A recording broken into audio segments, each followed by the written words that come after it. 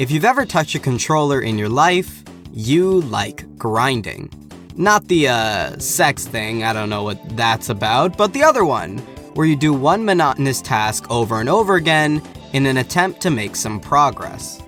Grinding often appears in RPGs where players have to kill low-level enemies to gain experience.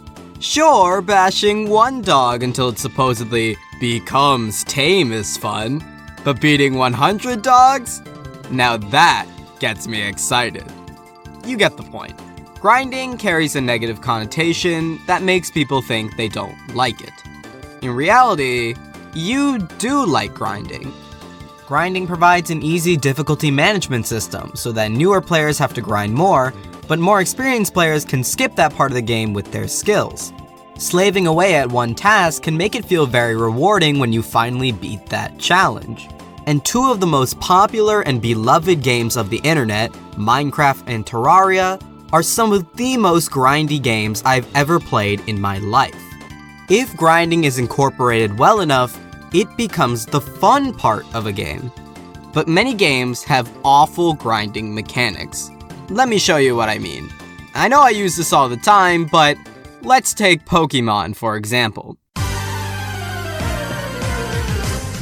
Pokemon is a very nice series. Most of the games are very well crafted. You could even go as far as to say I enjoy the Pokemon games.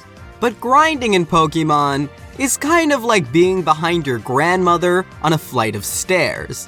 Like, you love her, but if she goes any slower, I'm going to make her skip a few steps. It's partially because there's a bunch of animations and limitations in the way.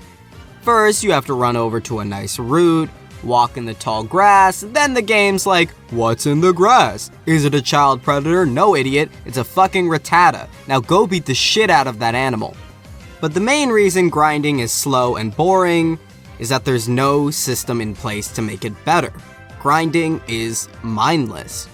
You press the A button a bunch of times to pick your strongest move and hope it one-shots. You just keep on pressing buttons until you have enough experience to go challenge the next gym. I think Game Freak realized the problem and had to come up with a quick fix.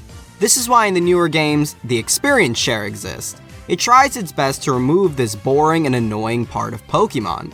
However, it's a really lazy fix that doesn't address any of the problems with the grinding system itself. Look, all I'm saying is that if you think the experience share is an issue and needs to be removed, you deserve to be behind bars.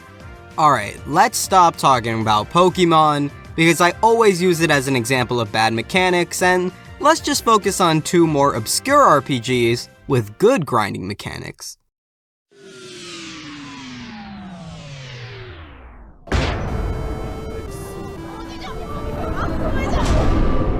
Out of my face. You're blocking my view.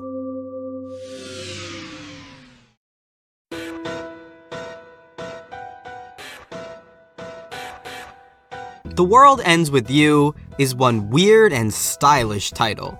You eat food to get more courage, which lets you have better fashion, which gives you better stats for some reason. I'm glad expensive clothing doesn't work like this in real life, because I already feel bad enough for poor people. Throughout the main story of The World Ends With You, there are these dudes called Reapers who will block your way forward through the level. Some will quiz you, some will make you fight the Noise, the main enemies of the game, but some will ask for certain pins to be collected. Pins that only have a percentage chance to drop from enemies. In other games, this would be a horrible gate of progress, asking players to backtrack through the map and grind.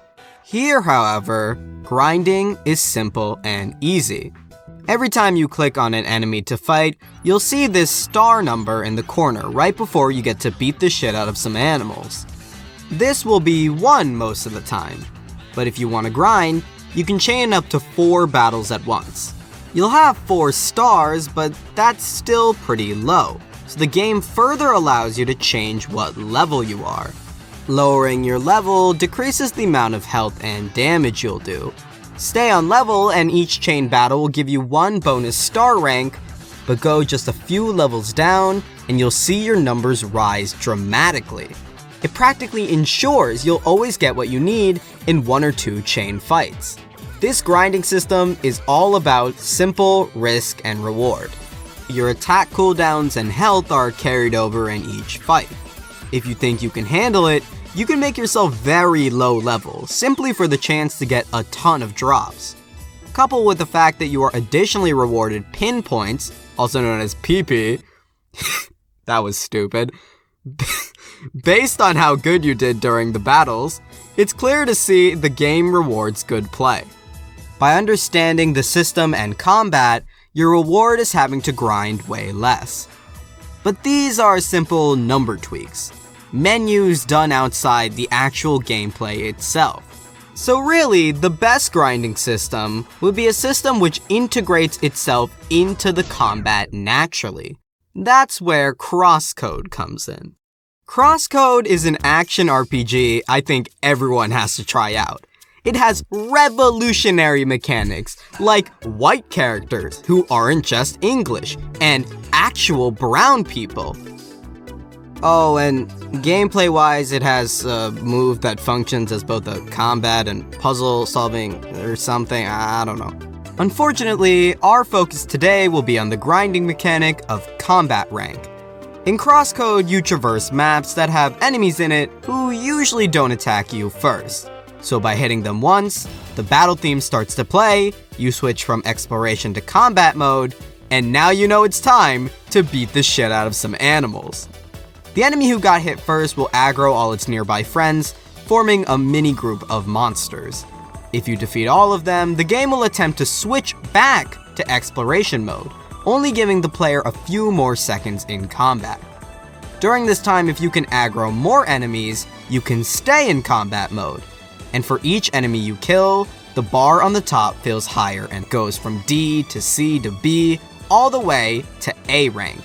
If you can fill the bar to completion at A rank, the music gets even crazier, stars start filling the screen, and now you know it's time to go Michael Vick mode. This is S rank.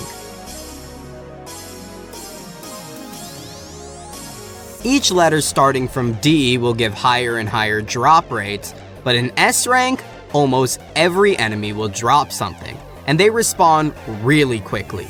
It's less of an effective way to gain experience because there's a form of diminishing returns, but for item drops, this system is genius. To get an S rank going, tons of factors have to be considered by the player. Killing enemies quickly and efficiently, as health does not regen during combat mode. Map design and enemy placement, as getting to the next group of enemies in time is the only way to increase your rank and keep your combo going. Stronger foes increase the bar more than others, so during the lower stages, they're good to focus. Once you hit S rank, the bar doesn't go any higher, so you should really stay away from those big damaging enemies unless you're specifically farming them. This is the epitome of grinding. It made me want to grind even though I had no reason to do so at times. The pure satisfaction of mowing down hordes of foes in S rank was too good to pass up at times. Grinding has always been a cornerstone in gaming, and to say grinding is a bad thing is a complete misunderstanding. There are a ton of experiences built around farming for loot or items, and tons of people play them because of their satisfying grinding mechanics.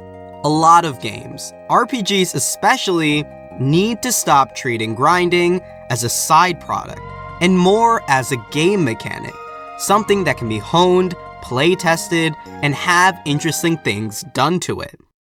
Now, if you'll excuse me, I've got to head to my local animal shelter. I'll be getting a lot of experience over there.